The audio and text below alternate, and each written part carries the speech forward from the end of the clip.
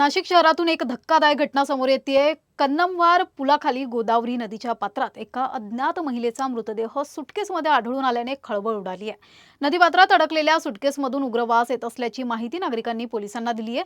त्यानंतर पोलिसांनी स्थानिक जीवरक्षकांच्या मदतीने सुटकेस बाहेर काढली असता त्यामध्ये अंदाजे 25 ते 30 वर्षीय महिलेचा मृतदेह आढळला। महिलेची हत्या करून पुरावा नष्ट करण्याच्या उद्देशाने मृतदेह नदीत फेकल्याचा प्राथमिक संशय व्यक्त करण्यात येतोय। मृत महिलेची ओळख पटविणे आणि आरोपींचा शोध घेण्यासाठी पोलिसांनी तपासाची चक्रे वेगाने फिरवली आहेत। आज सकाळी 9 ते 10च्या दरम्यान सफाई कामगार जे आहे त्यांनी डायल 112ला कॉल केला। एक बॅग आहे त्याच्यामधून स्मेल येत आहे। त्याच्यावरून आमचे बीट मार्शल या ठिकाणी आली। त्यांनी चेक केलं की एक्झॅक्ट काय आहे। त्यांनी पाहिल्यानंतर त्यात मानवी बॉडी असल्याचं त्यांना संशय आला। त्याच्यानंतर आम्ही स्पॉटला आल्यानंतर फॉरेन्सिक टीम डॉग स्क्वॉड यांना पाचारण केलं। बॉडी ओपन केली असता ती सदरची बॉडी ही महिलेची असल्याचं दिसून आलं। ओळख अजून पटलेली नाहीये।